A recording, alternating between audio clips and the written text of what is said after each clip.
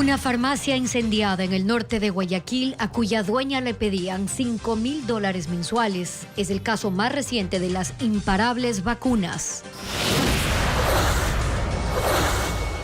El proceso para la compra de 45 escáneres para 12 cárceles del país fracasó porque no se presentaron interesados. Más de 8,000 familias de áreas rurales de Cuenca sufren racionamientos de agua por la sequía de más de 2 semanas.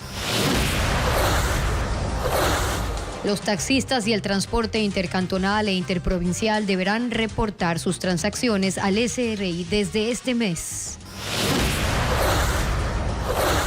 Televistazo explica cómo funciona el hongo desarrollado por investigadores ecuatorianos que evita que el Fusarium raza 1 destruya cultivos de banano.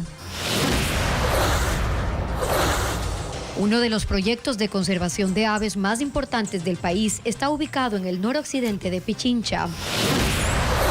Amigos, muy buenas tardes y bienvenidos a esta emisión de Televistazo. ¿Qué tal, Gaby? Hola, Steffi, amigos, buenas tardes. Empezamos aquí la jornada informativa.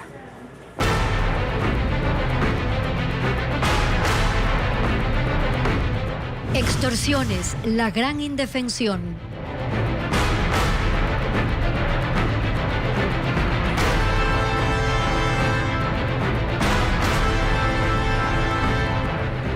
En Ecuador, las redes de extorsiones se extienden. Gremios indican que desde pequeños productores o comerciantes hasta grandes empresas han recibido amenazas de estos grupos delictivos. Y por temor, algunos no denuncian y otros piensan en dejar sus negocios. Berlín Ochoa nos informa. A las 5 de la mañana, el estruendo de la explosión despertó a los habitantes de Pascuales en el norte de Guayaquil. La farmacia estaba prendida en llamas. A la dueña, los extorsionadores le pedían $5,000 mensuales para dejarla trabajar. Incluso conocían su casa, en donde le dejaron un panfleto de amenaza con su foto. No es el único sector acorralado por estos grupos delictivos. La presidenta de los vendedores de la Bahía, el corazón comercial de la urbe, que agremia 4,000 negocios tras cámaras, indicó que 9 de cada 10 locales han sido visitados por los extorsionadores. Ella es Merlin Casanova, del directorio de la Corporación de Gremios Exportadores del Ecuador, Cordex, que agrupa a los sectores de camarón, banano, cacao, plátano, pesca, entre otros. Los registros internos reflejan que desde el productor hasta el exportador han sido atacados. Nosotros tenemos como Cordex unos 500 incidentes que creemos que existen, pero seguramente puede ser el doble porque muchos no denuncian, muchos son comentarios que te dicen, me pasó esto, pero ya no lo denuncias y queda ahí. Por temor, muchas personas por temor o también porque no creen que se vaya a resolver. Que en algunos de los casos los extorsionadores están afuera de las plantaciones esperando el pago que exigen, por lo que quienes han podido hacen teletrabajo. Entonces todo el día tienes que pensar qué vas a hacer, qué no vas a hacer. Muchos empresarios ya no están en sus plantas directamente, sino que tratan de ver cómo trabajar prácticamente desde casa. Comenta que también se han registrado casos de quienes están pensando en dejar sus negocios frente a la amenaza de ser asesinados. De las 5.930 denuncias de Fiscalía por extorsión, solo 593 corresponden a las denominadas vacunas en Ecuador durante este 2023. El mayor número de reportes corresponde a extorsiones virtuales, según detalla la UNACE, que junto a Fiscalía atiende estos casos. Reporta Vanessa Robles. Cuando ocurre una extorsión y el afectado decide asentar la denuncia en Fiscalía o hacerlo mediante la línea 1-800 delito, se elabora un oficio a la UNACE para que intervenga de manera inmediata. Si hay identificados, el caso entra a un proceso directo en flagrancia y si no, se deriva a la unidad de denuncias contra autores y cómplices sin identificar del país. Durante este 2023, la UNACE, Unidad Antisecuestros de la Policía, que investiga estos delitos, contabiliza 5.930 denuncias por extorsión, tipificado en el artículo 185 del COIP.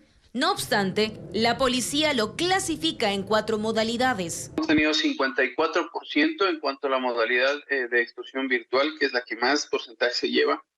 El 33% referente a la extorsión común, hablaba de que la persona que nos va a generar la afectación ya está cerca de la víctima. El 10% una extorsión por vacuna a lo mejor el porcentaje se ve reflejado en base a la falta de denuncia y la extorsión sexual se lleva a un 3%. De estas denuncias, 2.091 están en proceso de investigación y otras 3.839 son catalogadas por la UNACE como resueltas. ¿Pero cómo se justifica esta cifra? La propia Fiscalía disponga el archivo del caso. O, como la mencionaba anteriormente, que la propia víctima o denunciante se acerque a Fiscalía y diga que ya no quiere continuar con la investigación del caso porque ya no se ha vuelto repetitivo el delito. Por el otro lado, en cambio, la de afectación delincuencial sí se cataloga como cerrada cuando nosotros intervenimos y detenemos a los responsables. Precisamente son 593 denuncias de tipo vacuna receptadas por la UNACE. Este año se han desplegado 102 operativos delincuenciales en las provincias de Guayas, Pichincha, El Oro, Los Ríos y Manabí, dejando 219 detenidos, superando la cifra del 2022. Allí fueron 65 operativos con 117 detenidos por este tipo de delito. El Servicio de Rehabilitación Social investiga 2 guías penitenciarias que festejaban en un local con 2 hombres, supuestos miembros de un grupo delictivo. En 2023, al menos 30 uniformados de la entidad han sido destituidos por actos de corrupción. Bessie Granja con el informe.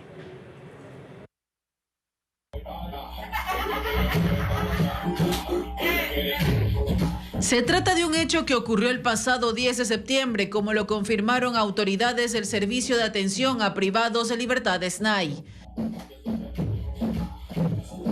Una de las integrantes del Cuerpo de Vigilancia Penitenciaria bailaba frente a ellos. La otra tenía una botella en la mano y repartía un vaso de cerveza. Autoridades del SNAI informaron que actualmente se cumple un trámite administrativo disciplinario contra ellas, de acuerdo a lo estipulado en el reglamento del Cuerpo de Seguridad y Vigilancia Penitenciaria. Sin embargo, se desconoce si fueron retiradas de la cárcel El Inca, en Quito, donde cumplen sus funciones. En lo que va de 2023 se han levantado 448 sumarios administrativos contra funcionarios y al menos 31 guías penitenciarios fueron destituidos. Si bien no se detallan las causas de cada proceso administrativo, muchos tienen que ver con actos de corrupción como permitir el ingreso de objetos prohibidos.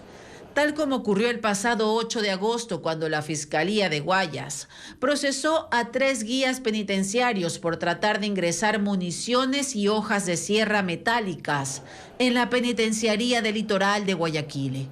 4 días antes, en ese mismo centro, otros 2 uniformados fueron vinculados al hallazgo de droga, armas y otros objetos en las oficinas del SNAI.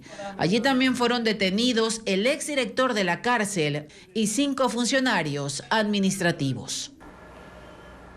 El Servicio de Rehabilitación Social tenía previsto invertir $4 millones en la compra de escáneres para las cárceles. Sin embargo, el proceso de compra culminó sin adjudicar un contrato. Diego Puente con el informe. El proceso para adquirir escáneres para las cárceles fracasó.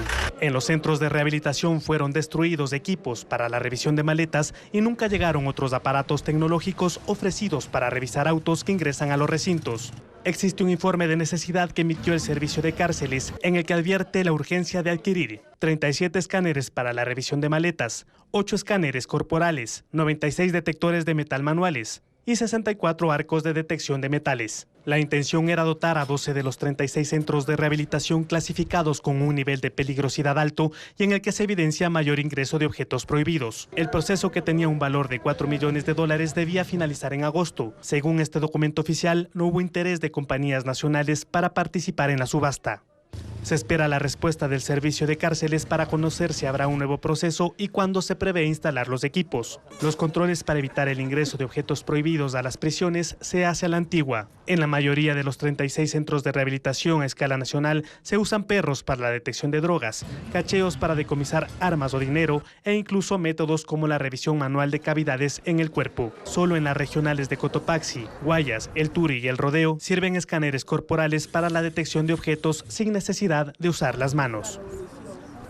El concurso para elegir al Contralor General del Estado continúa pese a la suspensión dispuesta por un juez de Bucay. En el Consejo de Participación aseguran que no han sido notificados. Lo informa Jacqueline Rodas. La suspensión del concurso para elegir Contralor General del Estado, dispuesta este jueves por un juez de Bucay, no se ha acatado. Según el presidente del Consejo de Participación, Allen Berbera, no han sido notificados, por lo que el proceso sigue. Esta tarde la comisión seleccionadora se reunirá para trabajar en los siguientes pasos. El comité de catedráticos que elabora el banco de preguntas para la prueba escrita tiene previsto entregarlo este sábado y continúa en pie la convocatoria para que los concursantes se presenten el próximo martes 19 de septiembre a rendir el examen de conocimientos. Mientras tanto, se registra la primera baja. La concursante Yolanda Velasco Dávila envió su renuncia. Califica al concurso como un sainete plagado de irregularidades, viciado, y dice que atribuyen puntos como si se tratara de una feria. Advierte acciones legales. La Comisión Anticorrupción también se apresta a presentar recursos constitucionales. Denuncia manipulación del puntaje y solicitó el video de la sesión de calificación de méritos para llevarlo ante la justicia. La suspensión del concurso es provisional. El próximo martes 26 de septiembre, en audiencia, el juez de Bucay tomará una decisión definitiva.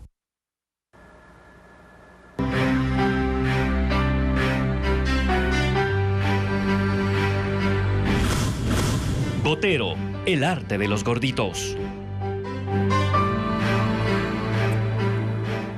El escultor y pintor colombiano Fernando Botero falleció a los 91 años en Mónaco, donde residía y donde estuvo internado días atrás por una neumonía que se complicó. La noticia fue comunicada por su hija Lina. Fernando Botero creó un estilo único e inconfundible por el agrandamiento de las formas, los gordos, como se conoció popularmente. Hay reacciones en el mundo del arte y en Colombia. La alcaldía de Medellín, ciudad natal del artista, declaró 7 días de luto. Veamos un perfil del artista. Hay luto en el arte y en Colombia por la muerte de Fernando Botero, mundialmente reconocido por su vasta obra de pinturas y esculturas con figuras de gran volumen. El artista nació en Medellín en 1932 y se dio a conocer por un estilo que adquirió nombre propio, el boterismo. Botero definió su destino desde pequeño, dibujaba sin parar y tuvo que defender esa pasión incluso ante familiares. Tenía tíos campesinos que consideraban que pintar no era un oficio adecuado para un niño. Fue un dibujante excepcional. A los 16 años vendió su primera obra. Como parte de su formación viajó a México, a Estados Unidos y a Europa. Fue especialmente importante su estadía en Nueva York, considerada como laboratorio del arte y de vanguardia. Al comienzo pintaba en forma tradicional, inspirado particularmente en los maestros italianos. Siempre fue figurativo y casi por accidente encontró a sus gordos al deformar las imágenes, que lo posicionaron en el mercado por su visión tan original. De espíritu cosmopolita, Botero vivió periódicamente en sus apartamentos en México, Nueva York, Pietrasanta y París, donde padeció la muerte a los 4 años de uno de sus hijos, Pedrito, que inmortalizó en algunos de sus cuadros. Nunca se alejó de su país. En Colombia es especialmente reconocido por su generosidad. Donó gran parte de su colección con obras de grandes artistas mundiales para un museo en Bogotá y creó con sus obras un museo en Medellín. Además, expuso sus voluminosas esculturas en plazas y calles de Santiago de Chile, Barcelona, Génova, Jerusalén, París, Nueva York, entre otras ciudades. Si en algo puede resumir la vida de Botero es que pintó, dibujó y esculpió sin parar. Su legado lo convierte en el pintor y escultor colombiano más reconocido de la historia.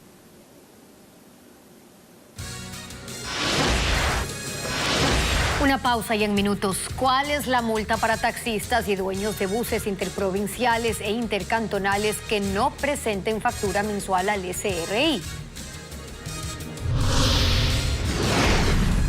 También, ¿por qué hay problemas en la distribución de agua potable para 8.000 familias en Cuenca?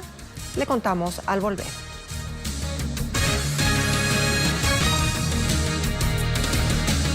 Los taxistas y dueños de transporte interprovincial e intercantonal deberán presentar al Servicio de Rentas Internas una factura mensual con el resumen de todas las transacciones en ese periodo. La regulación del SRI está vigente desde el 5 de septiembre. Adriana Bermeo con más detalles. Desde este mes, los dueños de taxis y de buses de transporte intercantonal e interprovincial deberán entregar al Servicio de Rentas Internas una factura electrónica de resumen mensual por el monto total de las carreras o viajes realizados en ese periodo. La facturación y emisión de notas de venta para el transporte público era obligatoria para cada carrera a partir de $4. Sin embargo, el cumplimiento era mínimo, según reporta el Servicio de Rentas Internas. Entonces lo que hicimos fue escuchar a los gremios, escuchar también cómo se manejan realmente en el día a día las transacciones y poder acoplar un poco los reportes que necesitamos como organismo de control a la realidad.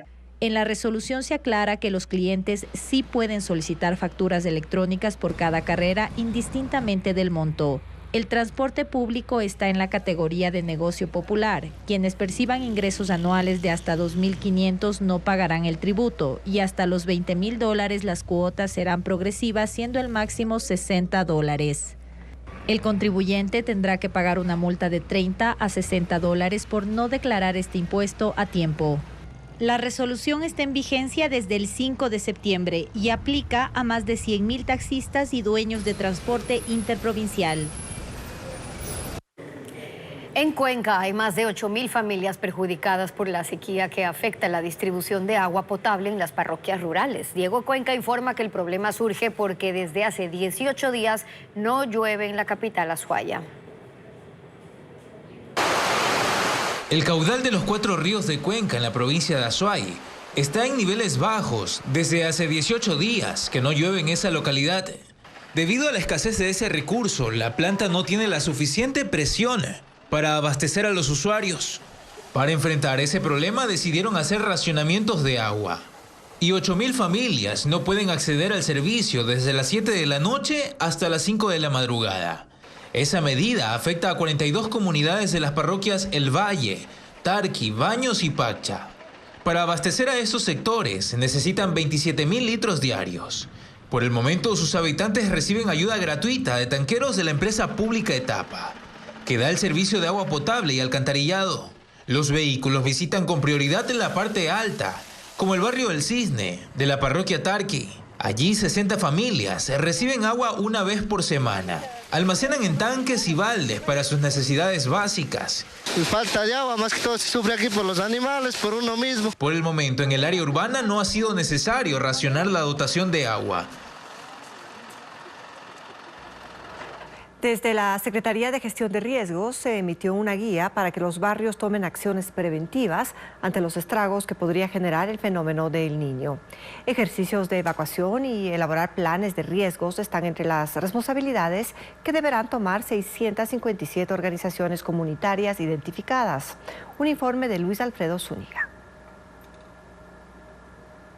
17 provincias, 143 cantones y 489 parroquias están en alerta amarilla por su vulnerabilidad ante los efectos que podría dejar el fenómeno del Niño, como lluvias torrenciales, inundaciones, deslizamientos de tierra, colapsos, interrupción del servicio de agua potable, falta de alimentos, enfermedades y fallecimiento de personas. Riesgos que aumentan para los habitantes de zonas periféricas por sus condiciones de vida. Ante esto, la Secretaría General de Gestión de Riesgos ha emitido una guía para organizaciones comunitarias de recomendación y responsabilidades que deberían asumir para disminuir los estragos. Lo primero es que desde ya se debe limpiar espacios y estructuras comunitarias para reducir inundaciones. Son 657 comités comunitarios los que se han identificado en las 17 provincias y este documento ya se ha socializado en 245 de estos, incluyendo 179 priorizados por tener mayor vulnerabilidad. En aquellos se aplicará otra de las recomendaciones. El tercer punto es elaborar o actualizar planes de gestión de riesgos que incluyan puntos de encuentro, rutas de evacuación, sistemas de comunicación y asignación de roles. Además, la preparación de una mochila de emergencia, mientras que el cuarto punto es el monitoreo preventivo, por ejemplo, de los niveles del agua, con pluviómetros, que ya se están entregando en Monte Sinaí y Bastión Popular, en el noroeste de Guayaquil. Desde la Secretaría de Gestión de Riesgos señalan que es importante la corresponsabilidad de la ciudadanía para enfrentar los embates del Niño. La encuesta nacional sobre desnutrición infantil revela que un importante porcentaje de esta población tiene sobrepeso. ¿Y en qué poblaciones hay mayor incidencia? Carla Delgado nos cuenta. En Ecuador, el sobrepeso y la obesidad afectan al 5.5% de niños menores de 5 años. Así lo advierte la última encuesta nacional sobre desnutrición infantil. Los estudios también ubican la mayor incidencia de casos en la costa rural, con el 6.3%. Especifica que las ciudades con más niños en esta condición son Guayaquil con el 7% y Cuenca con el 5.8%. En el Hospital Pediátrico Vaca Ortiz de Quito, por ejemplo, de cada 10 menores de 5 años atendidos, 4 tienen algún desorden alimenticio. Tiene que ver con muchos hábitos que tienen no solo los niños, sino los cuidadores de los niños, la alimentación, la escasa actividad física, por ejemplo, los cambios en los hábitos de los niños en cuanto a dispositivos móviles, por ejemplo, horarios de dormir. Y no solo eso, sino también en la predisposición genética, los antecedentes familiares. Si estos hábitos no se corrigen, el problema se traslada a la adolescencia y posteriormente a la edad adulta, en la que 1 de cada 4 tienen obesidad. Hay muchas alternativas saludables que podemos incluir como snacks a los niños en las dietas, por ejemplo, las frutas, las verduras, las zanahorias. La obesidad es una enfermedad crónica multifactorial, que en la mayoría de casos deriva en enfermedades cardiovasculares y metabólicas como diabetes.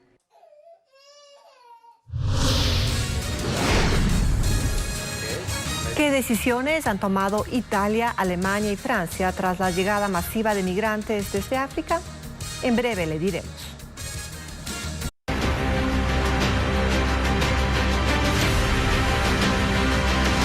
Elecciones 2023. Camino a Carondelet.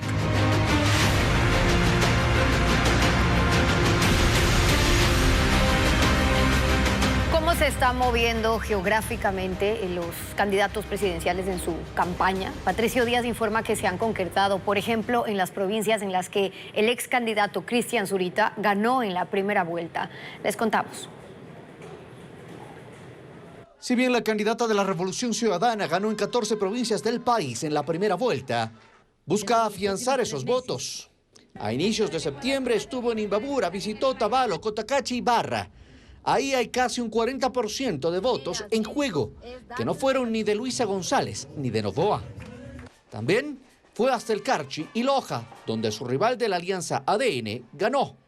Pero están en juego el mismo porcentaje de votos de otros candidatos, especialmente de Zurita y Topic.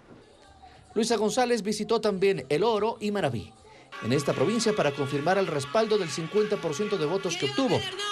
Dedicó 3 días a Galápagos. Allá la victoria fue de Zurita y esos electores se deberán pelear con su rival. Por supuesto, no abandonó Pichincha y Guayas, aunque sobre todo con entrevistas radiales. Daniel Noboa ganó en 6 provincias del país y a pesar de la victoria en Manabí de su rival, se empeña en conseguir respaldos allí, confirmar el casi 20% que obtuvo y ganar otro 30%. Con ese fin, visitó Chone, Jipijapa, Puerto Viejo y Manta. No abandona otros sectores donde igualmente González ganó, como Santo Domingo, El Oro, Santa Elena. Busca captar los votos de los 6 candidatos que quedaron fuera en la primera vuelta. El candidato de ADN prestó especial interés por la Amazonía. Ese fue uno de los fuertes de la candidatura presidencial de Construye y no perdió tiempo. Visitó Napo y Pastaza, donde Zurita ganó. Noboa quiere además confirmar su votación y estuvo en Zamora Chinchipe, Tungurahua y este viernes en Loja, 3 provincias en las que obtuvo la victoria. Confirmó su preocupación por Guayas y ha recorrido ya varios sectores de la provincia. En la sierra, ambos postulantes a la presidencia aún tienen pendiente Bolívar, donde el ex candidato Zurita obtuvo la victoria. Según el calendario electoral, estamos a 9 días de que inicie oficialmente la campaña, aunque los candidatos a la presidencia ya están recorriendo el país y haciendo concentraciones públicas desde hace unas semanas. Hoy Daniel Noboa hace campaña en Loja, Luisa González en Manabí. Es el tercer día de Luisa González en tierra manabita. Ha estado en varios cantones y hoy su agenda la lleva hasta Portoviejo y Manta, en donde ha programado reuniones con dirigentes sociales, líderes barriales, jóvenes universitarios y medios de comunicación. Piedras hay que vender, piedras vendemos, pero salimos. En cada encuentro, serio o informal, aprovecha para recordar que ella nació en esa provincia. Es que lo llevo en la sangre. Este, por ejemplo, es un video que subió a su perfil de Instagram, en el que se la ve preparando una tonga, que es una comida típica de Manabí. ¿Pero saben por qué yo no cocino? Porque que luego se enamora. Daniel Novoa se despidió hoy de la Amazonía y llegó a Loja. Ahí su agenda incluye reuniones con autoridades, con un frente de jóvenes y con gobiernos parroquiales. Y como hoy es viernes, tiene previsto cerrar el día con una caravana que incluye desde artistas hasta fuegos artificiales. Centro de Desarrollo de Carrera. En redes sociales, Novoa subió apenas un par de videos. El primero, hablando de uno de sus programas de gobierno. Y el otro, uno de pocos segundos, en los que aparece con su esposa durante una sesión de fotos. Aún no se conocen los lugares que los candidatos y sus campañas visitarán durante el fin de semana.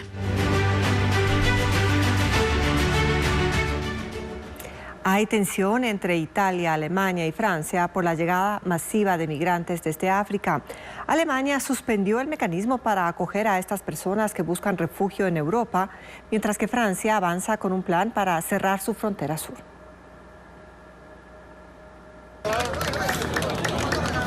La llegada de más de 7.000 migrantes africanos esta semana desde Libia y Túnez ha desatado una emergencia, pues el centro de acogida en la isla de Lampedusa se ha visto desbordado, ya que solo tiene capacidad para atender a 400. Estas personas han empezado a ser transferidas a Sicilia y otros puertos italianos, pero su permanencia en Europa se complica. Alemania anunció la suspensión de un acuerdo para recibir refugiados desde Italia. Habían pactado acoger a una parte de ellos, 1.700 este mes, pero otros 12.000 ingresaron de forma ilegal. Van a devolverlos, pero Italia se ha negado a recibirlos.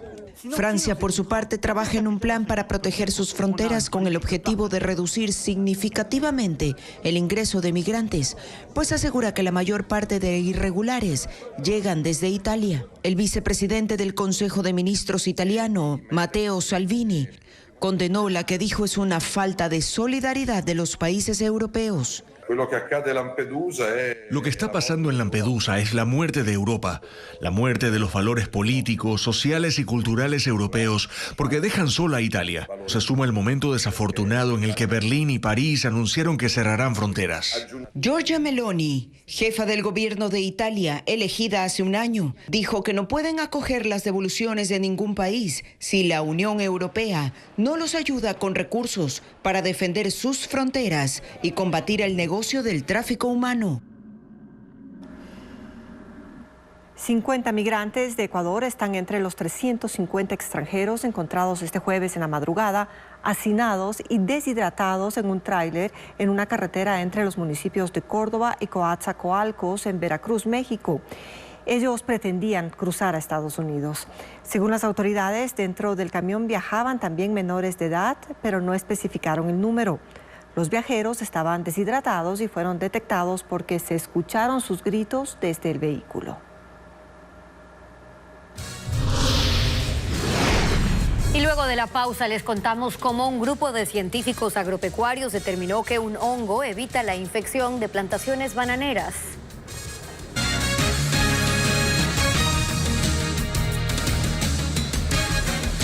Agricultores de 4 provincias aplican hongos en sus plantaciones para evitar que la enfermedad Fusarium raza 1 marchite sus cultivos de banano.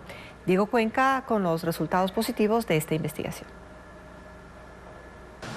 Un grupo científico de 30 personas del Instituto Nacional de Investigaciones Agropecuarias INIAP determinó que el hongo Trichoderma evita que el hongo Fusarium raza 1 infecte plantaciones de plátano o banano. Es la conclusión luego de 2 años de pruebas en sus laboratorios en Mocache, Los Ríos. Eso que parece lama verde es el tricoderma. Al ponerlo junto al Fusarium, el hongo aísla a la enfermedad y no permite que ataque. Así evita que la planta sea infectada. Una vez que comprobaron las bondades del hongo, decidieron crear una mezcla. La sustancia es adherida a arroz precocido o arrocillo. Luego pasa a un proceso de incubación para que el hongo se reproduzca en 8 días. Finalmente, en unas bandejas secan el producto durante 16 días más. Estamos produciendo desde el año 2022 aproximadamente 600 kilos, cada 21 días.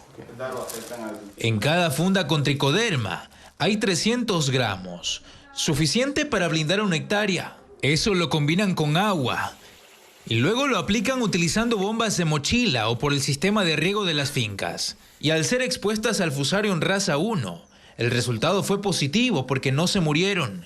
Ha pasado un año del experimento y siguen vivas. El próximo objetivo es comercializarlo a escala nacional y enviar el producto a Colombia y Perú.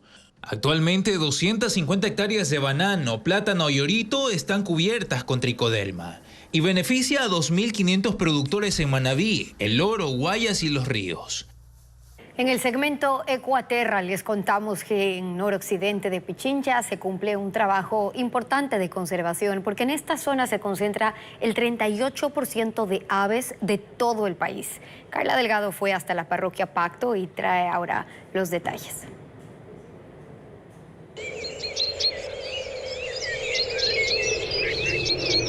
A 87 kilómetros al noroccidente de Quito está la parroquia Pacto. La zona es conocida por su alta biodiversidad al ubicarse en el Chocó andino.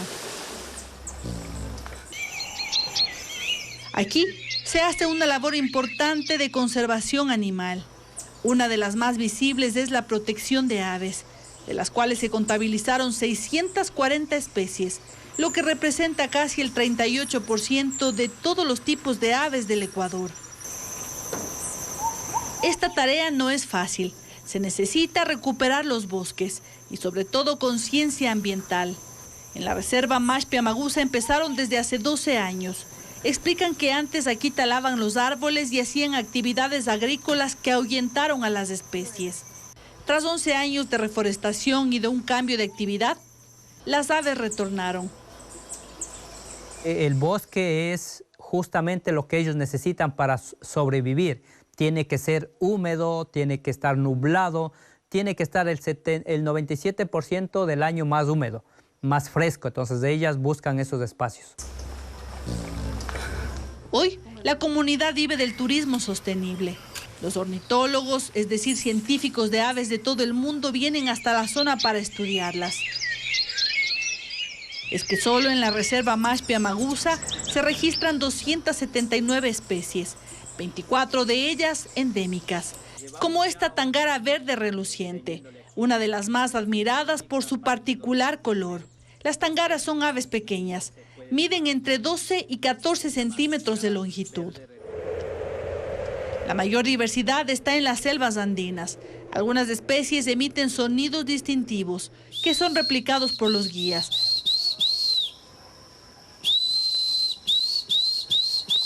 Para llamarlas y que sean admiradas. Aquí se han contado unas 13 de este tipo, como esta Lomi Limón o como esta Montana Barbinegra. Alrededor de 1.500 árboles que sembró la comunidad ahora sirven de refugio para las aves.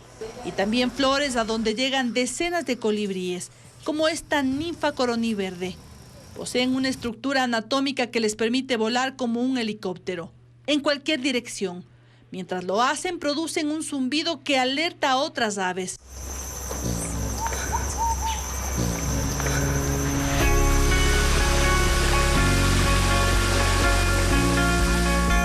No es la única reserva que se dedica a la conservación. También Sachahuatusa. Aquí es común encontrar a las aves piquigruesas, intentando hacer su nido. Y si se tiene suerte y se espera con paciencia, también se puede ver al tucán lomirrojo, una de las aves insignias conocidas como el tucán del Chocó. Tienen que movilizarse mucho para buscar frutos, también comen animales pequeños, pájaros pequeños y todo. Y si el bosque no está sano, se van extinguiendo. Las aves representan una de las especies de mayor importancia en las dinámicas de los ecosistemas. Cumplen funciones ecológicas, como la dispersión de semillas y la polinización de las plantas. Solo en la zona se ha logrado la recuperación de unas 600 hectáreas de bosque para su hábitat.